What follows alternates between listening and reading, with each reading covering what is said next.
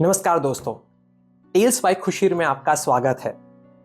अगर आप भारतीय संस्कृति से जुड़े हैं तो आपने एक नाम अवश्य सुना होगा और वो नाम है ध्रुव तारा।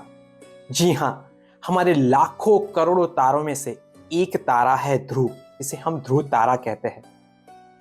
उनकी लाइफ स्टोरी बहुत ही इंस्पायरिंग और इंटरेस्टिंग है। ध्रुव एक राज परिवार से बिलोंग करते थे। उनके पिताजी का नाम था राजा उत्थापन।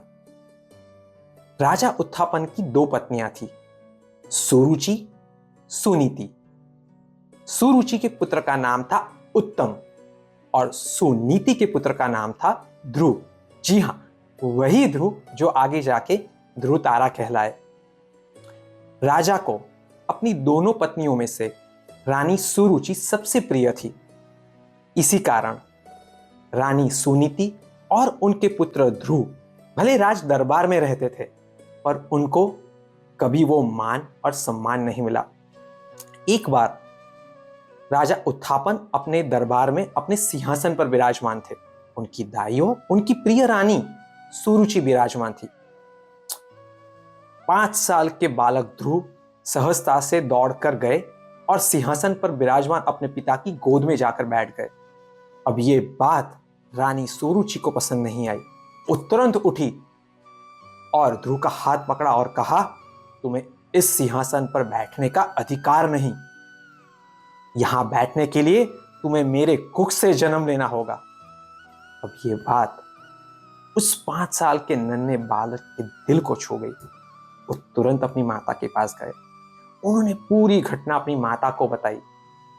उन्होंने कहा, मां, मैं तो आपकी कुख से जन्म ले चुका हूं।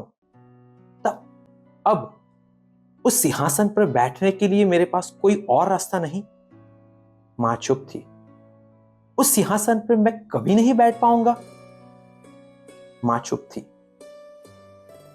फिर मां ने सहजता से कहा, बेटा ध्रुव, अब उस सिंहासन पर केवल तुम्हें भगवान ही बिठा सकते हैं। और ये बात उस नन्हे ध्रुव के दिल को छू गई।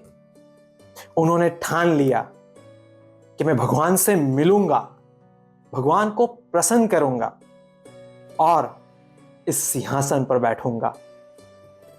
अब आगे क्या होता है, कौन उस नन्हे बालक ध्रुव के गुरु के रूप में उनको मार्गदर्शन देता है, किस तरह वो भगवान को प्रसन्न करते हैं, वो भगवान के पास क्या मांगते हैं, ये सारी बातें हम नेक्स्ट वीडियो में देखेंगे।